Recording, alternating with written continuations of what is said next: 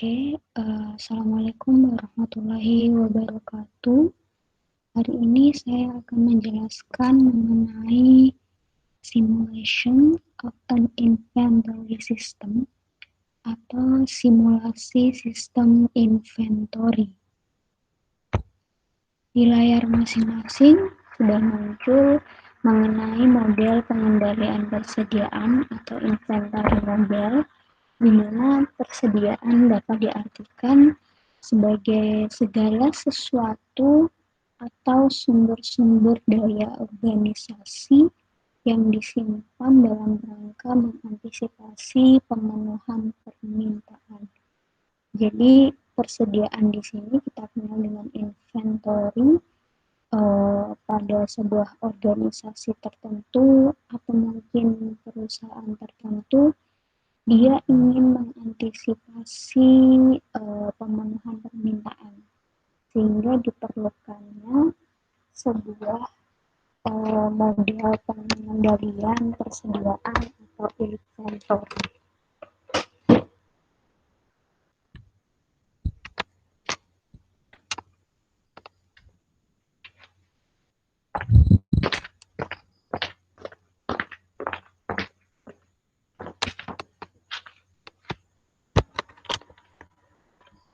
Oke, saya lanjutkan. Persediaan atau inventory di sini meliputi beberapa bahan. Yang pertama, adanya bahan mentah. Kemudian yang kedua, adanya barang dalam proses jadi atau produk akhir. Kemudian bahan pembantu atau pelengkap. Kemudian adanya komponen lain yang menjadi bagian dari suatu output dari sebuah perusahaan. Persediaan dapat juga diwujudkan dalam bentuk jenis persediaan yang lain, seperti uang, kemudian ruang fisik, peralatan, tenaga kerja, dan lain sebagainya. Jadi 4 poin di sini merupakan beberapa bahan atau beberapa bahan ataupun komponen yang mempengaruhi dari sebuah persediaan atau inventory. Di mana di dalam inventory di sini erat kaitannya dengan yang namanya menyimpan. Menyimpan di sini, jadi fungsi utama pengendalian sebuah perusahaan itu adalah untuk menyimpan, di mana atau dalam rangka melayani kebutuhan perusahaan. Akan adanya bahan mentah, kemudian barang dalam proses, barang jadi, maupun hingga ke jenis persediaan yang lain dari waktu ke waktu. Sehingga sebuah inventory ini erat kaitannya dengan yang namanya sebuah penyimpanan. Ada beberapa fungsi yang ditentukan. Jadi di sini di dalam sebuah inventory beberapa fungsi yang ditentukan itu ada jangka waktu, kemudian ada produksi atau pembelian melebihi kebutuhan, kemudian ada juga permintaan yang bersifat musiman. Sementara produksinya itu konstan. Jangka waktu di sini dalam artian semakin lama jangka waktunya, berarti kebutuhan persediaan akan semakin banyak pula. Kemudian kalau produksi atau jumlah yang dibeli melebihi dari yang dibutuhkan, maka sisanya tentu akan menjadi sebuah persediaan atau akan menumpuk di tempat penyimpanan, di gudang, atau di tempat yang lainnya. Dan hal ini tentu akan berfungsi menurunkan biaya produksi karena terdapatnya sebuah sisa persediaan. Kemudian yang ketiga di sini, bila permintaannya bersifat musiman, sementara produksinya itu konstan, maka tentu hal ini akan berpengaruh pada persediaan yang nantinya akan berfluktuasi. Karena kita perusahaan selalu memproduksi, namun permintaannya permintaannya musiman. sehingga nanti akan memunculkan adanya fluktuasi di sana.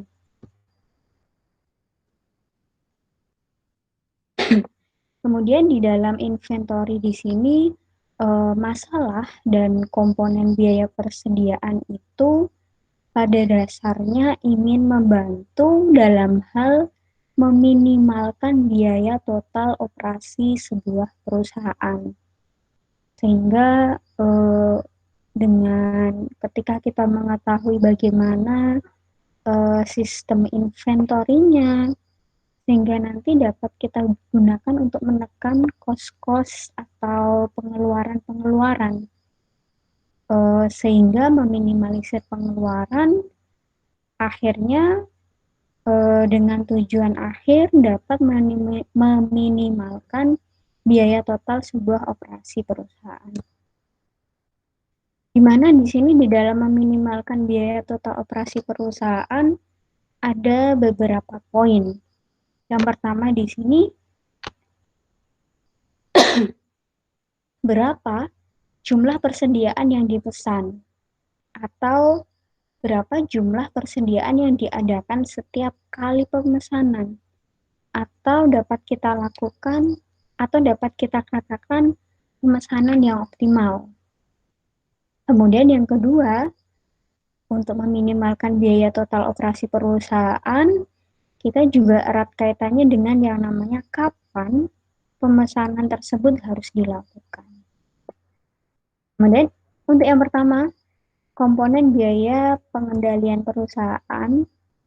Komponen biaya pengendalian perusahaan di sini yang pertama adanya biaya pemesanan dan pengadaan, yaitu ordering and procurement cost. Jadi sebuah perusahaan ketika dia akan memproduksi produk tertentu, dia pertama kali yang dilakukan atau event yang dilakukan adalah order dan juga procurement terhadap barang-barang yang dibutuhkan untuk melakukan proses produksi. Di mana ordering di sini mencakup biaya pengangkutan, pengumpulan, pemilikan, penempatan, hingga penyusunan di gudang. Sampai mungkin pada biaya-biaya manajerial yang berhubungan dengan pemesanan sampai di penempatan gudang. Di sini sebagai konsekuensi dari masalah tersebut, maka ada biaya-biaya yang harus ditanggung perusahaan dalam mengelola persediaan tersebut. Kemudian yang kedua, komponen biaya di sini komponen biaya yang kedua di sini adalah biaya penyimpanan atau holding cost atau carrying cost yang terjadi karena perusahaan menyimpan persediaan. Jadi karena adanya mungkin jumlah order dan jumlah demand-nya yang kurang seimbang, sehingga sebuah perusahaan membutuhkan biaya penyimpanan atau holding cost di sini. Karena perusahaan menyimpan sebuah persediaan. Biaya-biaya ini sebagian besar merupakan biaya penyimpanan secara fisik, kemudian pajak, kemudian biaya asuransi, dan lain sebagainya.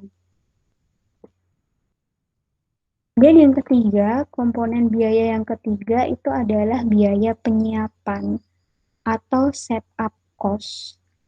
Setup cost di sini terjadi bila barang tidak dipesan tetapi diproduksi sendiri dalam pabrik di sebuah perusahaan. Jadi adanya sebuah produksi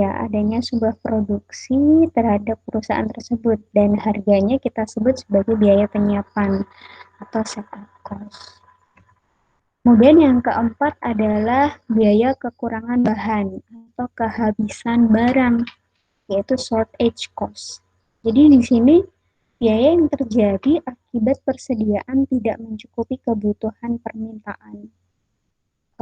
Jadi ketika demand atau permintaan itu lebih besar ke suatu perusahaan tertentu, tapi ternyata perusahaan tersebut tidak mampu atau persediaannya tidak mencukupi untuk memenuhi permintaan dari konsumen atau customer tertentu atau mungkin perusahaan tertentu, sehingga nanti akan berdampak sebuah shortage cost atau biaya kekurangan bahan atau kehabisan bahan. Termasuk dalam biaya ini adalah kehilangan pelanggan mungkin, kemudian biaya penjualan akan berpengaruh pada penjualan, kemudian adanya lagi biaya pemesanan khusus dan lain sebagainya. Sebagai contoh, misal perusahaan kertas, perusahaan kertas. Ada sebuah permintaan pembelian, mungkin kertas sekian. Ternyata perusahaan kita tidak mencukupi permintaan tersebut, sehingga akan berdampak paling buruknya mungkin kita akan membeli ke supplier tertentu untuk membeli atau untuk order beberapa kebutuhan yang digunakan untuk produksi kertas tersebut, karena mungkin mendadak atau case tertentu dan lain sebagainya. Bisa jadi ketika kita melakukan order ke supplier itu harga bahan bakunya dinaikkan dan lain sebagainya, sehingga tentu berpengaruh pada perusahaan tersebut akan mengeluarkan biaya tambahan karena simpanan atau jumlah simpanan itu tidak mencukupi dengan jumlah permintaan dari customer. Nah, ini merupakan salah satu contoh shortage cost. Kemudian yang kelima adalah biaya pembelian atau purchasing cost. Purchasing cost di sini adalah biaya untuk melakukan pembelian persediaan. Jadi di sini ada 5 komponen biaya di dalam sebuah sistem inventory. Kita lanjutkan untuk problem statement. Nah, di sini problem statement-nya sebuah perusahaan. Jadi sebuah perusahaan di sini menjual single product atau menjual sebuah produk di mana perusahaan tersebut ingin menentukan berapa banyak barang yang harus ada di dalam persediaan atau berapa jumlah barang yang harus ada di dalam sistem inventory-nya untuk masing-masing N bulan berikutnya. N di sini adalah jumlah bulan, mungkin 10 bulan, 12 bulan, dan seterusnya. Nah, di sini dari persoalan tersebut,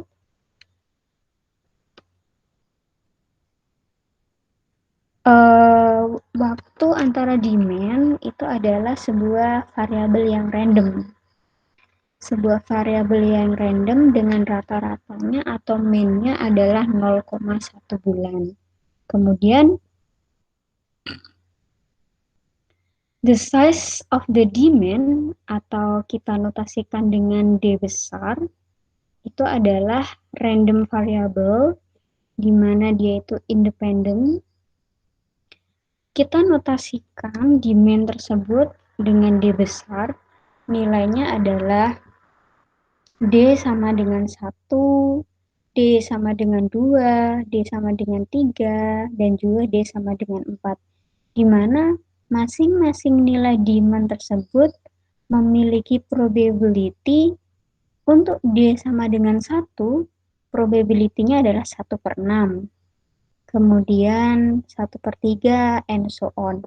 Jadi, WP di sini mendefinisikan bit probability. Jadi demand berjumlah 4 atau kita notasikan dengan 1, 2, 3, 4 ya. Ini adalah semua masing-masing probabilitasnya. Kemudian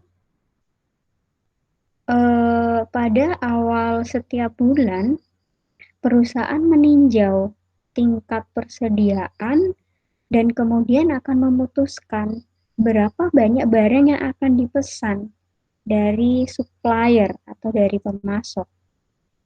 Jika perusahaan memesan Z item, ya kan, kita notasikan dengan variabel Z di sini, maka akan di perusahaan tersebut akan dikenakan biaya. Nah, ini adalah biaya K plus IZ, di mana K di sini adalah $32 yang merupakan biaya setup. Kemudian I-nya $3 yang merupakan biaya tambahan atau incremental cost per item yang akan dipesan. Jika Z-nya 0, artinya tidak ada biaya yang dikeluarkan. Kemudian, ketika pesanan itu ditempatkan, ya kan, atau pesanan tersebut disampaikan, waktu yang diperlukan untuk tiba, jadi barang tersebut akan tiba ke perusahaan, itu adalah variabel acak yang didistribusikan secara seragam antara 0 dan juga 1 bulan. Jadi mungkin setengah bulan atau 1 bulan barang tersebut akan dikirim di perusahaan setelah adanya pemesanan ke supplier tersebut. Kemudian perusahaan menggunakan sebuah kebijakan stasioner. Kebijakan stasionernya adalah interval S, S besar untuk menentukan berapa banyak how much to order. Jadi berapa banyak dia harus mengorder ke supplier untuk inventorinya. S kecil, S besar di sini adalah jumlah minimum, kita notasikan dengan S kecil, sedangkan jumlah maksimumnya adalah S besar. Ketika saya akan mengorder ke supplier, saya akan order set item, maka di sini saya tuliskan Z sama dengan ketika jumlah inventory atau barang simpanannya itu kurang dari jumlah minimal yang seharusnya ada di perusahaan tersebut, maka saya akan memesan Z itemnya sebanyak S dikurangi. Jadi misal perusahaan ini maksimal perusahaan ini itu harus memiliki simpanan 60. Saya ingin memesan, berapa jumlah yang harus saya pesan? Ternyata inventorinya kurang sekali, tidak sampai di jumlah tersebut. Maka tentu banyaknya jumlah yang saya order itu adalah jumlah maksimal yang harus tersimpan dikurangi dengan inventory saat ini. Jadi misal 60, ternyata barang yang ada di gudang hanya 20. Maka saya harus memesan sebanyak 60 kurangi 20, yaitu 40 item. Kemudian jika inventorinya ini lebih besar dari sama dengan S, atau dia jumlah simpanan di gudangnya itu sama atau lebih dari jumlah minimum, maka saya tidak perlu melakukan order karena inventory tersebut atau persediaan tersebut sudah memenuhi untuk produksi. Nah, ini adalah nilai Z atau how much to order, berapa banyak item yang harus saya order ke supplier. I di sini adalah inventory level at the beginning of the month. Jadi level atau jumlah inventory di awal bulan.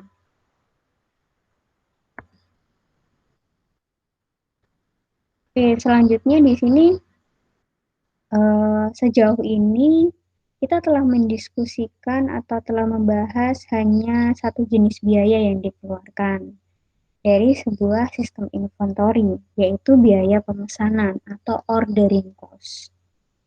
Namun, jadi however, sebagian besar sistem persediaan nyata, jadi most real inventory system, sistem inventory uh, in real life di dalam kehidupan nyata itu juga memiliki dua tambahan biaya yang lain, yaitu biaya penyimpanan atau holding, kemudian juga adanya sebuah biaya kekurangan atau shortage. Nah, di sini kita definisikan IT. IT itu adalah inventory level pada waktu T, di mana dia I tersebut nilainya dapat positif, bisa negatif, ataupun nol. Ketika I itu positif, artinya the inventory levelnya itu positif, nilainya itu berkisar pada maksimum di antara IT, nol. Jadi di sini nilainya lebih besar sama dengan nol. Kemudian dia bernilai negatif ketika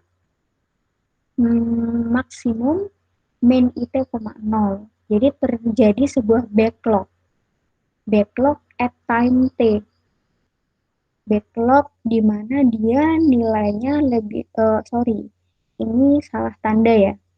Nilainya kurang dari sama dengan nol.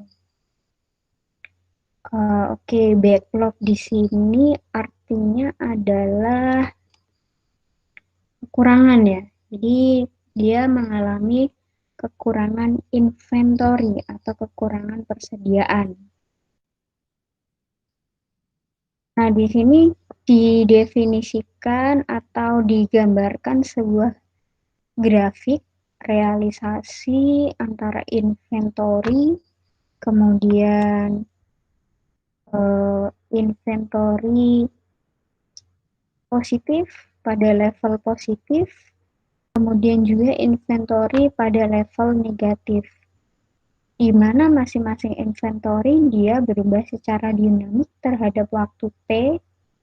Di sini T sebagai sumbu X, kemudian sumbu Y-nya adalah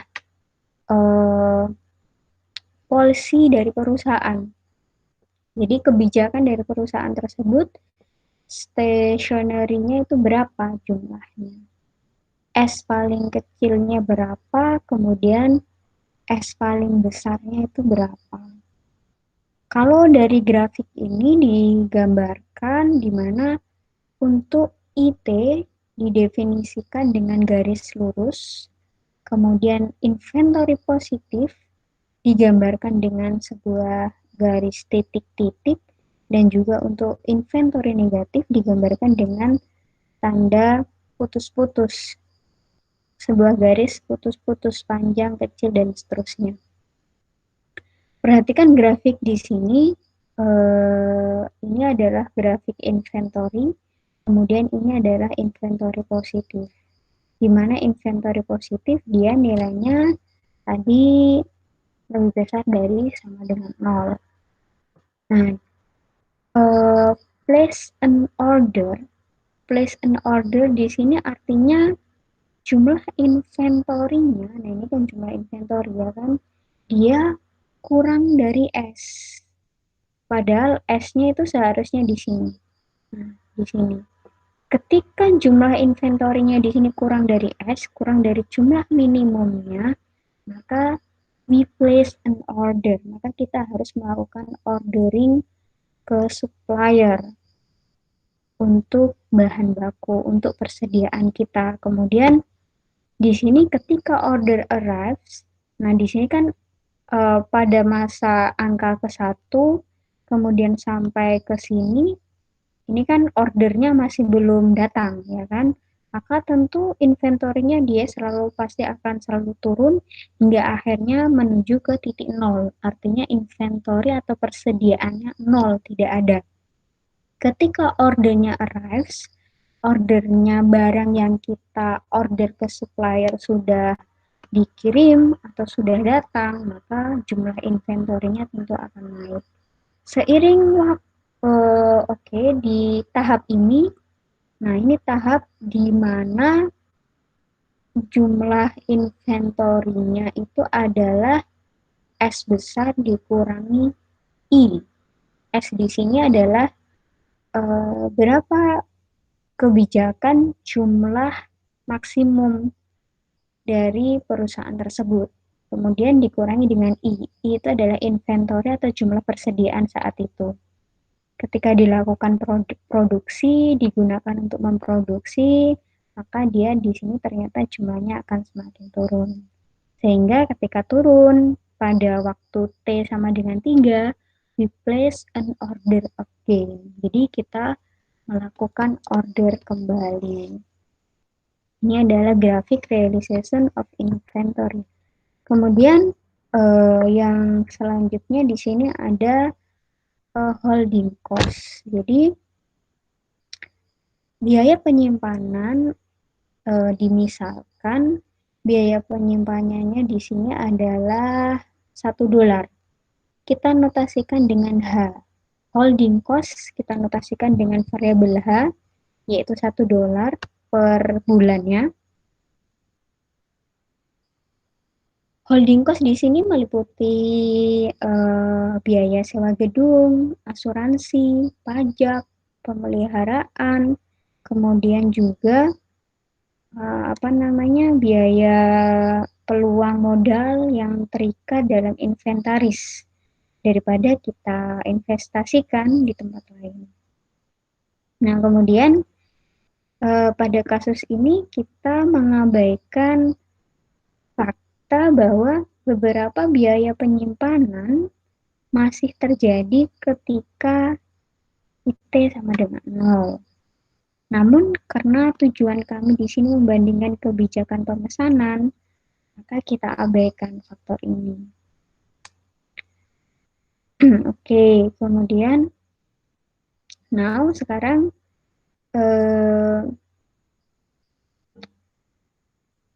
karena inventory positif di sini adalah jumlah item yang disimpan dalam persediaan pada waktu T, maka tentu kita harus mengetahui berapa rata-rata waktu per bulannya jumlah item yang disimpan di dalam persediaan untuk periode N bulan. Kita dapat rumuskan secara general di mana rata-rata waktu jumlah item yang disimpan itu adalah integral. Jadi integral inventory positif pada integran 0 hingga N, kemudian kita bagi dengan jumlah bulannya. Pada dasarnya integral itu adalah daerah luasan. Kalau kita lihat grafik ini, berarti kan daerah luasannya adalah integralnya itu sendiri, di mana Y di sini fungsinya adalah fungsi I. Maka sehingga kita dapatkan hasilnya di sini adalah integral I dibagi dengan N. Kemudian berapa rata-rata harga per bulannya, maka kita tinggal mengalihkan saja. Tadi harganya di awal adalah $1, maka H di sini rata-rata harganya di sini adalah H dikalikan hasil integrasi tersebut, H dikalikan inventory positif. Kemudian di sini bagaimana jika terjadi backlog? Jadi jumlah inventorinya itu kurang. tidak memenuhi permintaan customer. Customer minta ke kita atau ke perusahaan 60, tapi ternyata persediaan kita hanya 10. Nah, akhirnya artinya di sini terjadi sebuah backlog, terjadi kekurangan persediaan. Suppose that the company incurs a backlog cost. Jadi harga backlognya itu adalah $5. Kita notasikan dengan sebuah variabel P di sini, di mana P-nya adalah $5 per item per bulan di backlog tersebut. Kemudian the time average number of items in backlog. Jadi di sini rata-rata jumlah the time average number of item in backlog berarti jumlah rata-rata waktu, banyaknya waktu dari item tersebut itu backlog atau kekurangan inventory itu adalah integral dari inventory negatif, kemudian kita dibagi dengan N. So, the average cost untuk backlog-nya adalah P dikalikan rata-rata dari inventory negatif. Sehingga masing-masing rumus di sini sudah menjelaskan. Oke. Selanjutnya di sini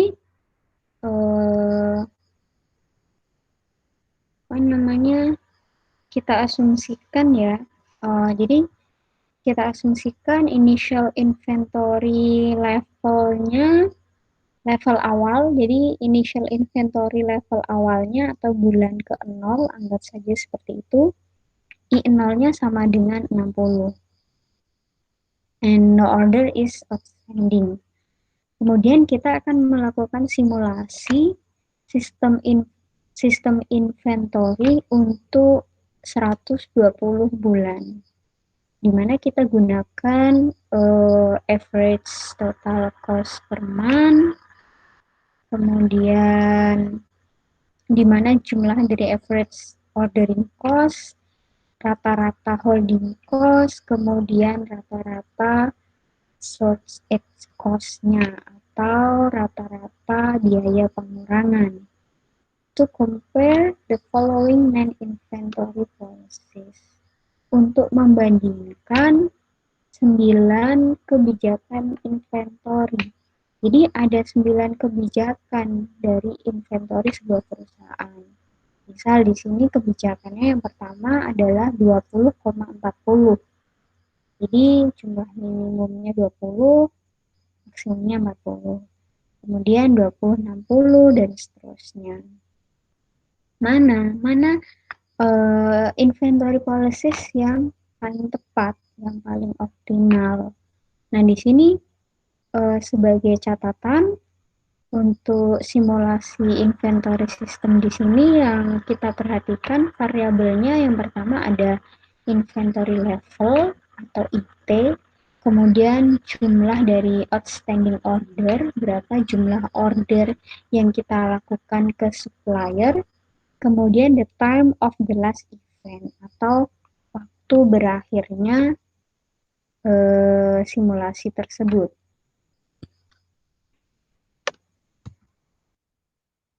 Di sini our model of the inventory system menggunakan beberapa tipe event.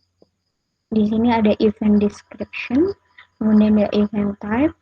Untuk deskripsi kejadiannya yang pertama, arrival of an order to the company from the supplier. Jadi kedatangan dari atau waktu kedatangan dari order yang kita lakukan ke sebuah supplier. Nah, ini kita notasikan dengan event tipe 1. Kemudian yang kedua adalah demand. Demand for the product from a customer. Jadi permintaan terhadap produk dari customer. Kita notasikan dengan 2. Dan yang ketiga adalah end of the simulation after n months. Jadi berakhirnya simulasi setelah n bulan. Kemudian yang keempat di sini adalah inventory evaluation and possible ordering at the beginning of the month. Jadi dengan adanya event-event ini, evaluasinya seperti apa sehingga dapat kita gunakan untuk ordering for the future, untuk selanjutnya. Kemudian secara umum dapat kita notasikan dalam atau dapat kita gambarkan dalam sebuah grafik. Di sini ada order arrival, jadi waktu kedatangan sebuah barang yang kita order ke supplier, ya kan? Kemudian di sini ada demand, permintaan dari customer. Kemudian kita evaluasi untuk selanjutnya kita lakukan order. Nah, akhirnya berapa jumlah N bulan yang diperlukan sehingga nanti pada tahap terakhir adalah N simulation.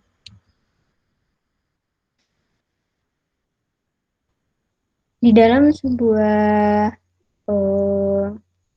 inventory system, kita mengenal namanya demand atau permintaan. Permintaan di sini kita notasikan dengan variabel D, di mana D ini bentuknya discrete. Pertama kali kita divide, jadi kita bagi unit intervalnya ke dalam subinterval. Kalau tadi kan intervalnya kan D-nya kan 1/6, kemudian 1/3, 1/3, 1/6 di awal. Nah, ini saya tunjukkan. Oke, nanti ini kan probability-nya 1/6, 1/3, 1/3, 1/6. Di mana probability-nya di sini dimulai dari 0 hingga 1. Sehingga interval untuk variabel B itu adalah 0,1/6. Kemudian untuk C2 subinterval kedua adalah 1/6,5 and so on, dan seterusnya hingga nanti di C4 kita dapatkan nilainya adalah 1. Kemudian kita tentukan sebuah random variate U, di mana U di sini 0 hingga 1. Ketika U-nya di sini, jadi kejadiannya ini random ya, kita tidak bisa memastikan berapa jumlah demand, apakah demand-nya itu 1, apakah 2, apakah 3, atau 4, masuk ke dalam skala yang mana, sehingga kita generate atau kita bangun sebuah random variate, yaitu random variate U. Ketika U-nya di sini demand-nya adalah ke C1, ketika U-nya di probability-nya atau random variate-nya di sini berada pada interval C1, maka sistem akan mereturn demand-nya adalah D sama dengan 1. Kemudian ketika U-nya di sini berada di C2, maka tentu sistem akan mereturn D sama dengan 2, and so on. Kemudian perlu kita ketahui karena di sini C1 itu nilainya atau bobotnya itu dia berada pada interval 0,1/6, maka bobotnya adalah 1/6 dikurangi 0, yaitu 1/6. U itu sendiri dia terdistribusi secara uniform pada interval pada nilai 0 hingga 1, maka probability atau peluang U tersebut berada di C1 yaitu adalah 1/6 tersebut. Kemudian untuk C2 berarti setengah kurangi 1/6, yaitu 1/3. Kemudian untuk C3 berarti 5/6 dikurangi 1/2, yaitu 1/3. Kemudian peluang untuk C4 berarti 1 dikurangi 5/6, yaitu 1/6. Nah, ini adalah the dimin size random variate dari variabel dimin atau variabel D. Di sini kita memiliki sebuah figure, sebuah gambar, yaitu flowchart for order arrival routine inventory model. Kita memiliki sebuah grafik di sini. Jadi order arrival event. Jadi kejadian kedatangan order. Jadi bagaimana ketika ordernya ini datang, kemudian kita harus mengetahui apakah kita perlu menambah order untuk atau agar simpanannya itu aman dan seterusnya. Event kedatangan pesanan ini diperlukan ketika jadi kita harus melakukan perubahan di mana hal ini diperlukan ketika pesanan itu tiba dari supplier. Jadi tingkat persediaannya ini ditingkatkan dengan jumlah pesanan dari customer, dan juga pesanan atau order dari sebuah barang pun juga harus dihilangkan dengan pertimbangan tertentu.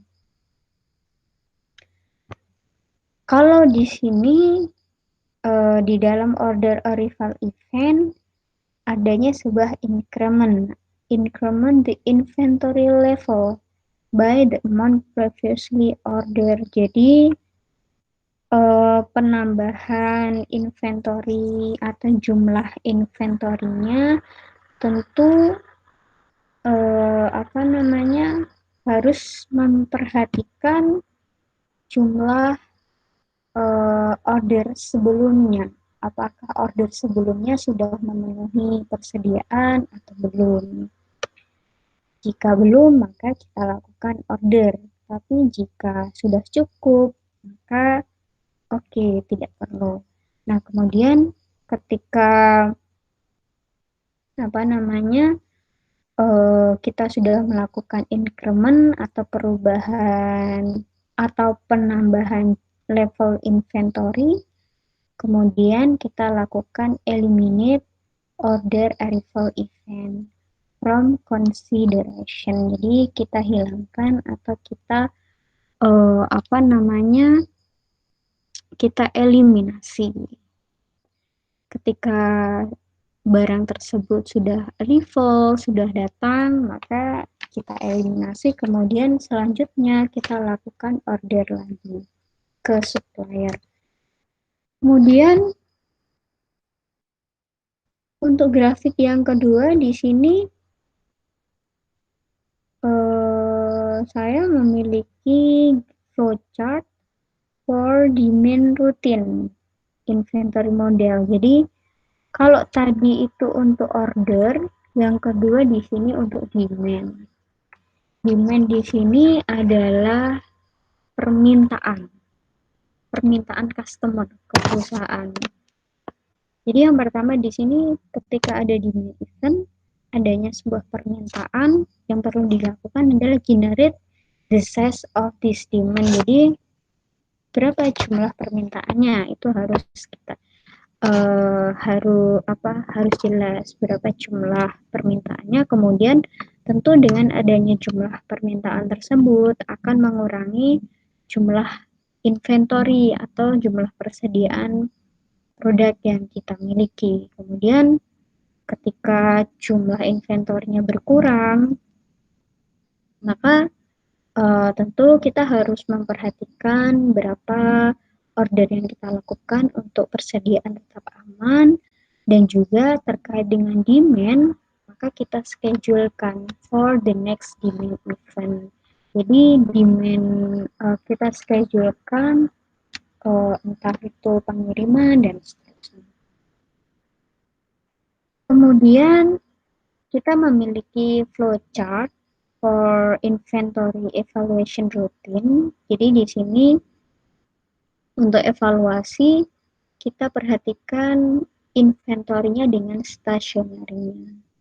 Apakah inventorinya di sini kurang dari jumlah stationery yang paling minimum? Jika dia tidak kurang atau no, berarti jumlah inventorinya yang lebih besar, maka kita hanya perlu menschedulekan the next inventory selanjutnya. Tapi jika jumlah inventorinya ini kurang, maka kita harus melakukan berapa jumlah yang akan kita pesan. S dikurangi I-nya berapa. Kemudian kita pun juga harus memperhatikan ordering cost-nya. Tentu akan berpengaruh berapa biaya pemesanannya.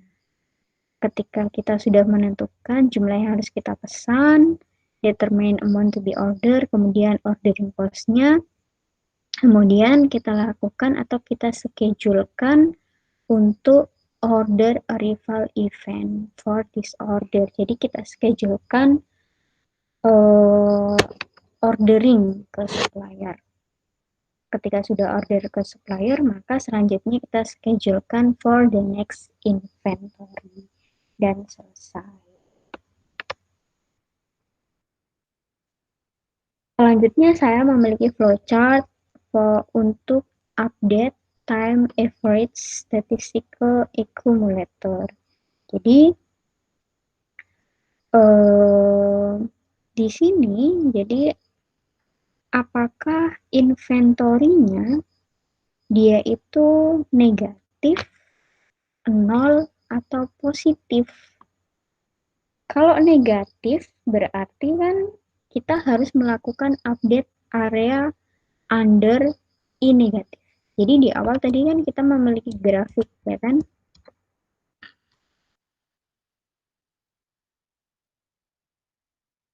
Ini adalah grafik inventory-nya. Ketika grafiknya di sini apa namanya di bawah itu ya apa di bawah S berarti kan negatif. Ketika di atas S di sini berarti dia positif.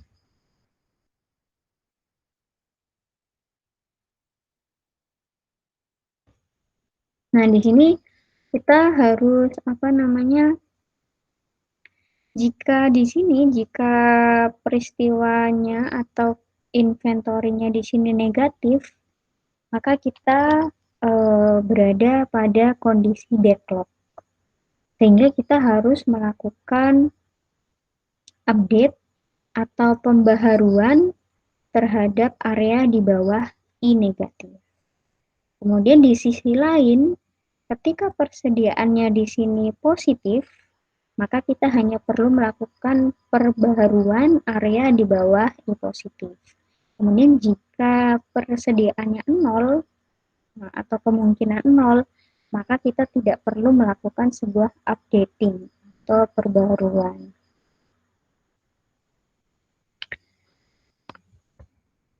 Oke, dari penjelasan mengenai inventory system, tadi kita memiliki ini ya. Nah ini, tadi kan kita ingin melakukan comparing, kita ingin membandingkan mana inventory policies yang paling baik dari 9 kebijakan tersebut. Dengan menggunakan simulasi, si program bisa menggunakan bahasa pemrograman apapun, entah C++, C++, Java, dan seterusnya, kita dapatkan hasil simulasi. Nah, di sini initial inventory levelnya tadi kan 60, ya kan? Demand-nya 4, kemudian fungsi distribusi dari demand-nya di sini ada 0,167 dan seterusnya, di mana rata-rata bulan ordernya di sini ada 0,1. Kemudian length simulation-nya di sini adalah 120 bulan. Selanjutnya K-nya 32, I-nya 3, H-nya 1, P-nya adalah 5. P di sini adalah apa tadi? Short edge ya. H-nya di sini adalah 1. Nah, number of policies berarti di sini adalah policies pertama, kedua, 3 hingga ke 9. Average total cost, nah ini masing-masing menunjukkan average total cost-nya nih. 43, 150, dan seterusnya. Kemudian average ordering cost-nya juga demikian. Kemudian average holding cost, kemudian average shortage cost. Selanjutnya kita lihat mana average total cost yang paling dikit. Dari 9 ini ternyata yang paling sedikit itu adalah nah ini 122,74 $122 untuk policies S kecilnya 20, stationary untuk S besar adalah 60. Tapi hal ini untuk average total cost. Bagaimana untuk average order, holding, dan shortage? Nah, ternyata untuk ordering cost yang paling kecil di sini adalah 81 untuk polisi 20,100. Kemudian untuk holding cost yang paling kecil itu adalah yang pertama. Jumlahnya sangat sedikit sekali. Jumlahnya sangat sedikit, yaitu 20,40. Maka pasti holdingnya atau biaya untuk penyimpanan sangat kecil. Kemudian average shortage cost-nya yang paling kecil di sini adalah 0,24, 60,100. Dia menilai shortage-nya sangat kecil karena jumlah inventorinya banyak, 60,100. Karena jumlah inventorinya yang sangat banyak, tentu dia nanti tidak akan mengalami kekurangan inventory. Nah, kemudian bagaimana kita melihat atau mana policy yang paling optimum?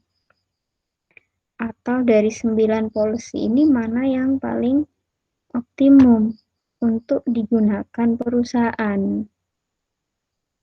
Untuk digunakan perusahaan atau untuk diimplementasikan di perusahaan. Oke, kira-kira yang mana?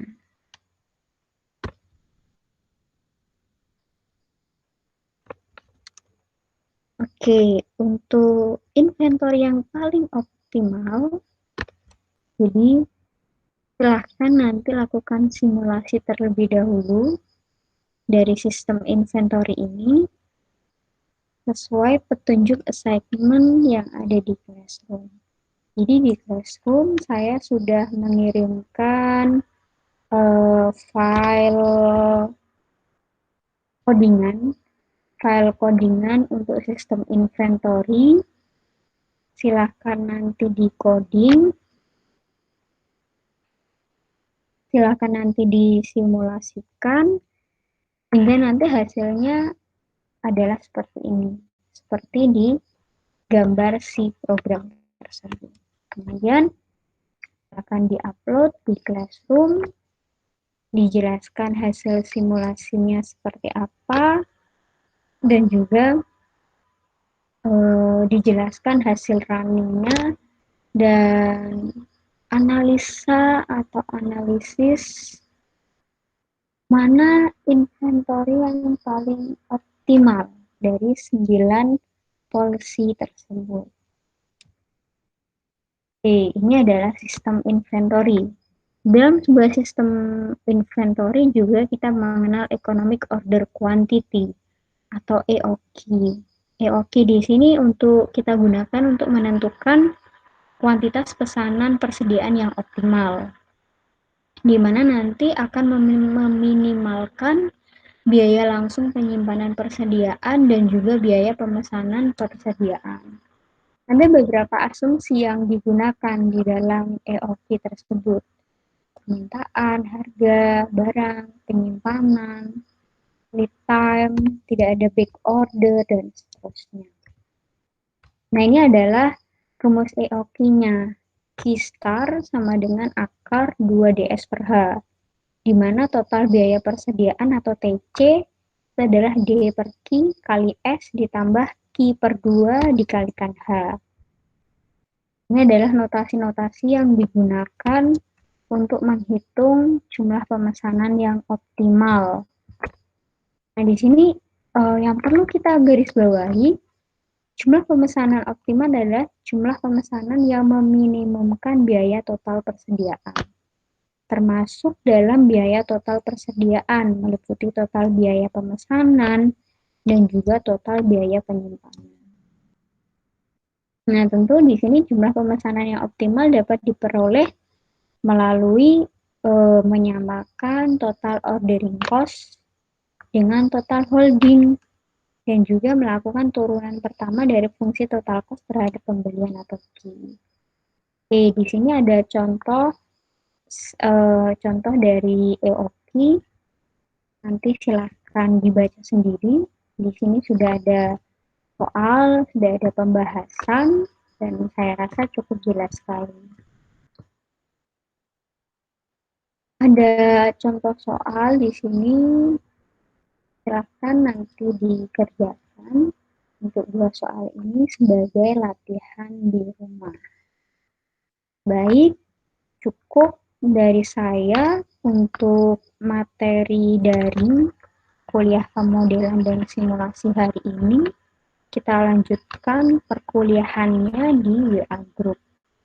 Saya mohon maaf jika mungkin ada salah kata atau mungkin kekurangan. Saya akhiri. Wassalamualaikum warahmatullahi wabarakatuh.